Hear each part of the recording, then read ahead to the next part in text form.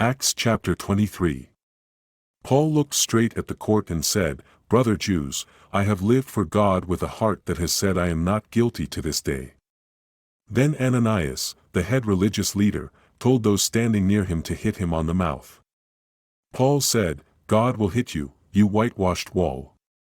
Do you sit there and say I am guilty by the law when you break the law by having me hit?" Those standing near said, "Do you talk like that to God's head religious leader?"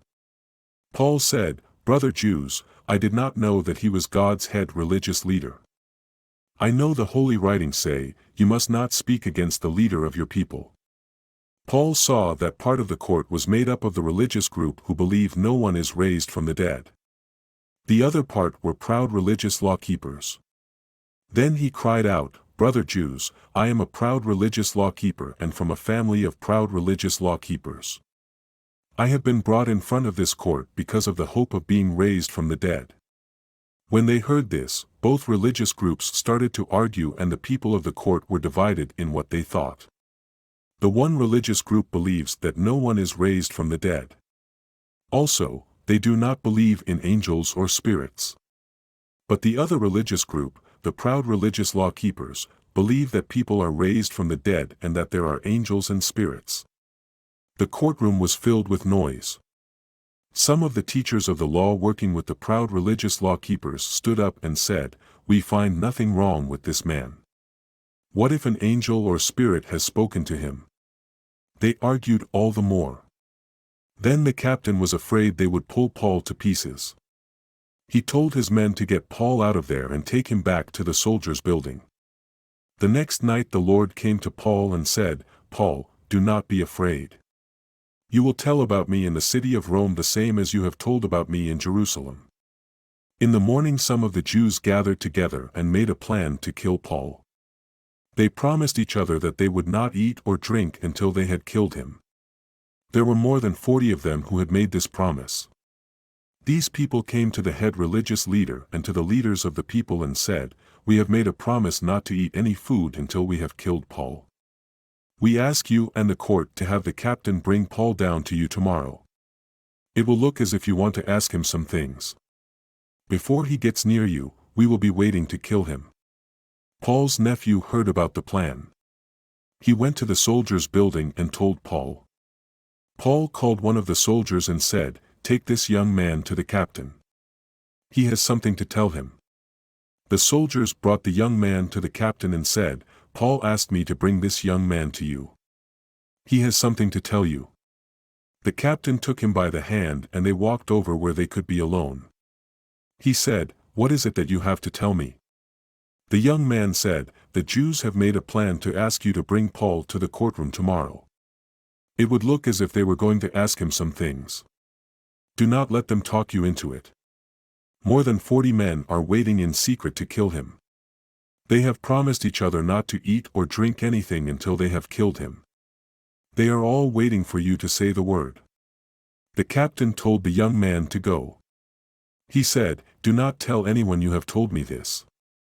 Then the captain called 2 soldiers and said, "Get 200 men ready to go to the city of Caesarea by 9 o'clock tonight. Also have 70 men ride on horses and 200 men carry spears. Get horses ready for Paul to ride. Take him to Felix, the leader of the people." He wrote a letter which said, "Claudius Lysias greets Felix, the best leader of the people." This man Paul was taken by the Jews. He was about to be killed by them.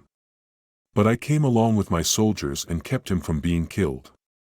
I did this when I learned that he was a Roman citizen. I wanted to know what they had against him. So I took him to the religious leaders' court. I learned they were holding him because of something about their law. There was no reason for him to be killed or to be put in prison. I was told that the Jews had a plan to kill this man. At once I sent him to you. I told the Jews who wanted to kill him to tell you what they have against him. Goodbye." The soldiers took Paul as they were told. They brought him during the night to Antipatris. The next day they went back to their building in Jerusalem. The men riding horses went on with Paul. When they came to Caesarea, they gave the letter to the leader of the people. They also handed Paul over to him. After he read the letter, he asked what part of the country Paul was from. He was told that Paul was from the city of Cilicia. He said, "I will listen to all of this when the men come who want to kill you." He had Paul kept in King Herod's building. Acts chapter 24. 5 days later Ananias came to the city of Caesarea. He was the head religious leader. Some other religious leaders and a man whose name was Tertullus came also. This man worked in courts and knew all about the laws. He told Felix what the Jews had against Paul. They brought in Paul. Then Tertullus started to tell what the Jews had against him, saying, "Most respected Felix, because of you, we are living in peace. Wrongdoings have been made right in this nation. In every way and in every place, we thank you for all of this. We do not want to keep you here too long. I ask you to listen to our few words. You are known to be kind in this way. We have found this man to be a troublemaker among all the Jews in the world. He is a leader of a religious group called the Nazarenes. He even tried to make the house of God unclean by taking people into it who were not Jews. But we took hold of him. We could have said he was guilty by our law. But Lysias, the captain, came and took him out of our hands. He told those who wanted to kill him to tell you what they had against him. When you ask him about these things, you will be able to learn everything we have against him." The Jews agreed to what he said against Paul. Then Felix, the leader of the people, told Paul to speak. Paul said, "I know that you have been a leader of this nation for many years. I am happy to be able to speak for myself. Not more than 12 days ago I went up to Jerusalem to worship. You can find out about this yourself. I did not argue with anyone in the house of God or in the Jewish places of worship or in the city. I was not making trouble. They cannot prove any of these things they say against me. I will say this: I worship the God of our fathers in the new way. They say it is a false way. But I believe everything that has been written in the law and by the early preachers. I trust God for the same things they are looking for. I am looking for the dead to rise, both those right with God and the sinful. I always try to live so my own heart tells me I am not guilty before God or man. After a few years I came to bring gifts of money to the people of my country, Jerusalem. Some Jews from the countries of Asia found me in the house of God after I had gone through the worship of washing. There were no people around me and there was no noise or fighting. They should be here if they have anything against me. Or let these men tell what wrong they found in me as I stood in front of their court, unless it was the words I cried out as I stood in front of them. I said, I have been brought in front of this court because of the hope of being raised from the dead. Felix knew about the Christian religion. He stopped the court, saying, "When Lysias the captain comes down, I will decide about this."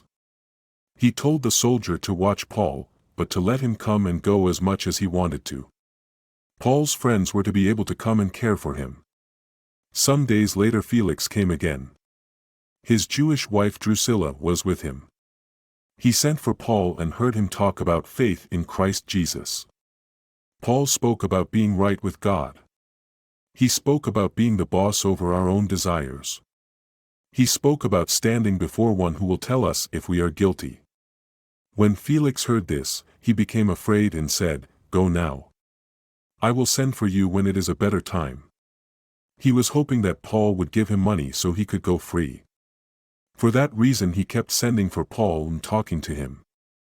After 2 years Porcius Festus became leader of the people instead of Felix. Felix wanted to please the Jews so he kept Paul in prison. Acts chapter 25. 3 days after Festus had become leader in the country, he went from the city of Caesarea to Jerusalem. The head religious leaders and the leaders of the Jews told Festus what they had against Paul. They asked Festus for a favor. They wanted Paul to be brought to Jerusalem because they had plans to kill him on the way. Festus told them that Paul was to be kept in Caesarea and that he would be going there soon. Festus said, "If Paul has done anything wrong, let your leaders go along with me and say what they have against him." After staying with them about 10 days, Festus went down to Caesarea. The next day he sat in the courtroom and asked for Paul to be brought in. Paul came into the courtroom. The Jews who had come down from Jerusalem stood around him. They said many bad things against him. But they could not prove any of the things they said. Paul spoke for himself, saying, I have done nothing wrong against the law of the Jews or against the house of God or against Caesar. Festus was hoping to get the respect of the Jews. He asked Paul, will you go to the court in Jerusalem and let me say if you are guilty or not about these things? Paul said, I am standing in front of Caesar's court where I should be told I am right or wrong. I have done no wrong to the Jews. You know that. If I have done wrong and should die, I am not trying to keep from dying. But if these things they say against me are not true, no one can give me over to them. I ask to be taken to Caesar. Festus talked to the leaders of the court. Then he said to Paul, you have asked to be taken to Caesar. You will go to him. After a few days, King Agrippa and his wife, Bernice, came down to Caesarea. They went to Festus to greet him. They stayed there a few days. Festus told them about Paul. He said, there is a man here who was left in prison by Felix. When I was at Jerusalem, the head religious leaders and the leaders of the people told me about him and asked me to say that he is guilty. I told them it was against the Roman law to hand over a man to be put to death before he stood face to face with those who had something against him and could speak for himself. When they came here, I took my seat in the courtroom at once. I had the man brought in. When the others spoke, they had nothing against him that I thought they had. They did not agree with him about their own religion, and they argued about someone called Jesus. He had died, but Paul kept saying he was alive. I did not know what to do. Then I asked him if he would go on trial about these things at Jerusalem. But Paul asked to go on trial in front of Caesar. I said that he should be kept in prison until he could be sent to Caesar. Agrippa said to Festus, I would like to hear this man. Festus said, tomorrow you will hear him. The next day Agrippa and Bernice came into the courtroom. They were dressed to show their greatness as king and queen. Army leaders and leading men of the city came in with them. Festus had Paul brought in. Festus said, King Agrippa and all of you who are here with us, you see this man. All of the Jews both here and at Jerusalem are saying that Paul should be put to death. I have heard nothing against him that would be reason to put him to death. But he asked for a trial in front of Caesar. I have agreed to send Paul to him. When I write to Caesar, I have nothing to say against him. For this reason, I brought him in front of you all and in front of you, King Agrippa. After we ask him questions, I may have something to write about. It is foolish for me to send a man up for trial without writing what is against him.